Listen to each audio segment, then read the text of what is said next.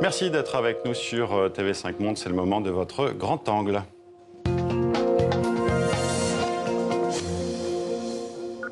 Et pour cette fin d'année, nous avons choisi de vous présenter des regards de femmes.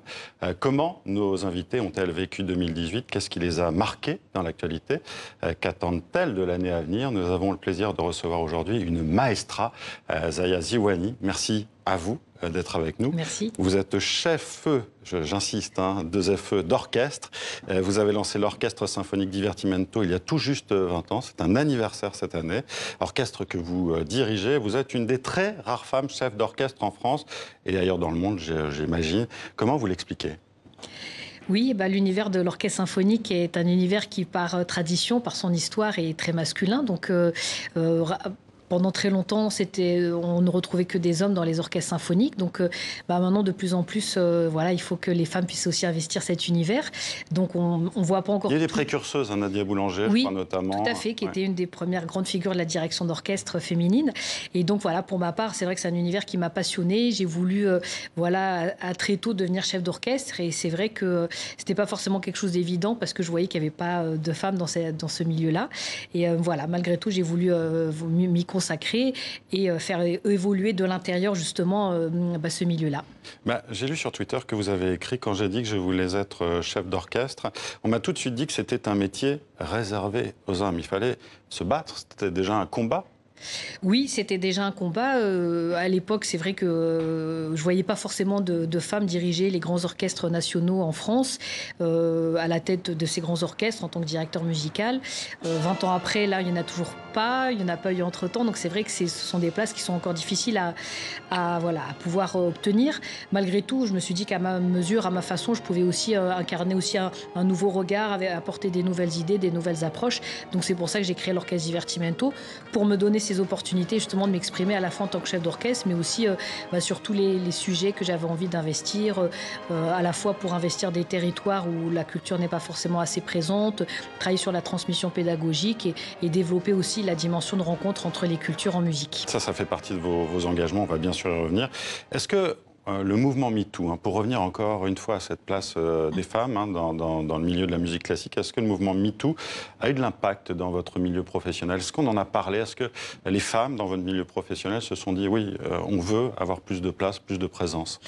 Après, c'est un débat qui existe depuis un certain temps. C'est pas forcément que lié à ça, à ce courant, d'autant que la place des femmes dans les orchestres, c'est quelque chose qui a aussi beaucoup été source de réflexion, d'échange. Il y a encore 20-25 ans, il y a certains orchestres en Europe où les femmes étaient interdites. Donc c'est encore un débat qui est quand même assez nouveau. Donc il y a à chaque fois des étapes qui se passent les unes après les autres. Donc évidemment, c'est un sujet qui est assez important. Il y a encore quelques années, parfois on préjugeait même de la capacité des femmes à être à la fois chef d'orchestre et maman. Donc c'est des débats qui sont pourtant pas forcément qu'on peut avoir dans la société civile, mais qui sont aussi très forts dans ce milieu-là. Donc il y a besoin de faire changer les choses. Et donc c'est pour ça que pour ma part, évidemment, d'incarner la direction d'un orchestre symphonique, c'est important, mais c'est aussi de pouvoir donner la place à des femmes qui sont compétentes dans l'orchestre Divertimento, de former les jeunes aussi, et que des jeunes femmes puissent se projeter dans n'importe quel instrument, donner la place aussi à partir du talent, mais aussi qu'on puisse avoir un regard différent. Et le fait d'être une femme aussi, ça m'a permis justement d'apporter des idées nouvelles qui font que l'orchestre Divertimento est aussi au premier plan. Quelles idées nouvelles, par exemple? Déjà, de pouvoir implanter l'orchestre Divertimento dans des territoires où habituellement la musique classique n'est pas forcément présente. Vous êtes à Stein, c'est ça, dans le 93, exactement, en Seine-Saint-Denis, mais dans beaucoup d'autres territoires en France, populaires, urbains, mais aussi de défendre ces idées artistiques sur les plus belles salles de musique, de ne pas faire de différence entre les salles de concert. Vous faites les deux, c'est exactement ça, des salles prestigieuses justement à des salles polyvalentes. Tout à fait, parce que j'estime que c'est important de pouvoir se saisir de la musique classique, de la culture pour fédérer des publics très différents. Et puis c'est aussi, par rapport même à la musique classique, j'avais envie d'apporter des idées nouvelles en termes de format, qu'on sorte un peu des formats traditionnels avec le concerto, la symphonie, mais de pouvoir découvrir la musique classique avec toute la richesse qu'elle incarne, c'est-à-dire soit l'inspiration d'autres cultures, soit d'autres disciplines artistiques, d'avoir de la danse, du théâtre sur scène, pourquoi pas, de montrer comment la musique classique, elle s'est construite aussi aussi dans ses liens avec ces autres cultures. Et ces idées-là, ça m'a aussi amené à, voilà, le fait peut-être d'être une femme, d'avoir en tout cas un parcours différent, j'ai pu avoir aussi ces approches différentes. Alors, vous avez choisi, comme nos autres invités, de mettre à l'honneur une image, quelqu'un en tout cas, Leonard Bernstein, auquel vous consacrez un spectacle, Lénie. La première a été jouée il y a 2 mois, je crois, c'est ça, au Théâtre du Rond-Point. Ensuite, c'est parti en tournée, ça va reprendre dans quelques mois. Et avant qu'on aille plus loin et qu'on en discute, on va regarder un extrait de ce spectacle.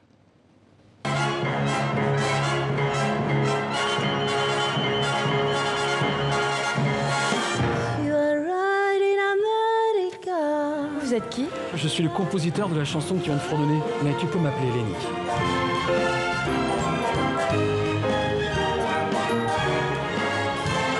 Such a pretty dress, such a pretty face, such a pretty smile, such a pretty me.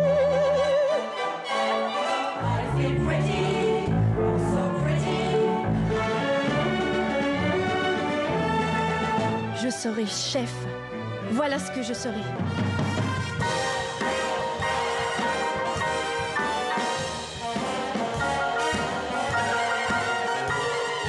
Considérer qu'embrasser Michael Jackson sur la bouche est une marque d'affection, alors ouais, j'aime assez Michael Jackson. Et on reconnaît au passage la chanteuse Luce dans ce spectacle. Pourquoi avoir décidé de rendre hommage à Leonard Bernstein, qui est un compositeur américain, donc très connu, notamment pour avoir signé la partition de West Side Story, qu'on vient d'entendre notamment? Parce que pour moi, ça a été une des grandes figures de la direction d'orchestre qui m'a inspirée quand j'étais jeune et qui m'a donné envie de devenir chef d'orchestre. Il y en avait 2, Sergiu Celibidache et Leonard Bernstein. J'ai eu la chance d'étudier avec Sergiu Celibidache. Je crois qu'il a été un peu dur avec vous d'ailleurs au départ. Oui, c'est vrai, c'est vrai. Il avait dit, les femmes ici, elles ne tiennent pas plus de 15 jours avec moi. Exactement. Vous avez tenu 18 mois. Oui, puis c'était en effet pour m'alerter sur la difficulté du chemin que j'allais justement prendre. Et puis voilà, cet autre chef d'orchestre, il m'a intéressé pour plusieurs raisons. Déjà parce que c'était un chef d'orchestre qui se nourrissait également d'une double culture comme la mienne et qui a aussi voulu valoriser ça dans son travail artistique. Votre double culture, pour ceux qui ne le savent pas, vous êtes d'origine algérienne. Exactement, voilà. Et Leonard Bernstein qui était aussi très engagé dans la pédagogie. Et donc moi je trouve que c'est important aussi, à la fois en tant qu'artiste, de défendre son art, mais aussi de pouvoir la partager et de la transmettre aux jeunes générations.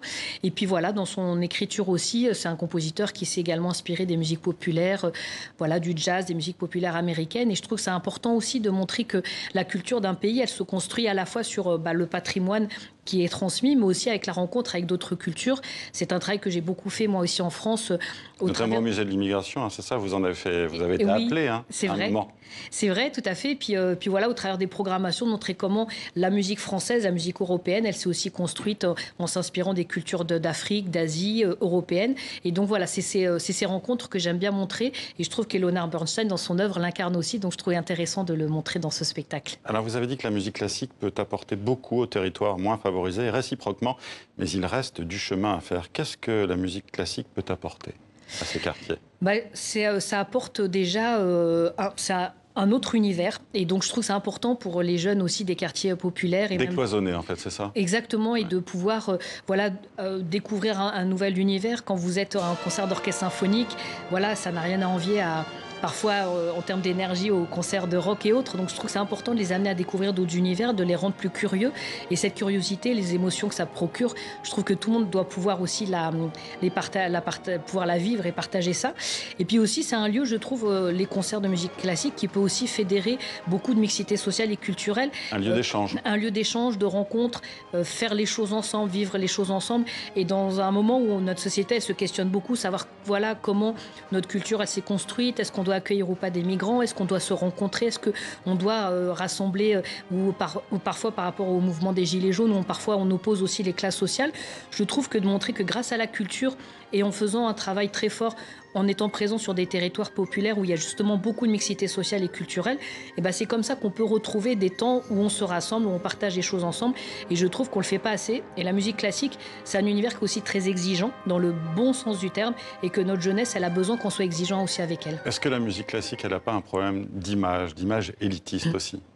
Oui, alors ça, c'est tout à fait vrai, mais à la fois parce que... Vous, par exemple, quand vous étiez jeune, quand vous avez décidé de devenir chef d'orchestre, est-ce que vous vous êtes dit c'est impossible?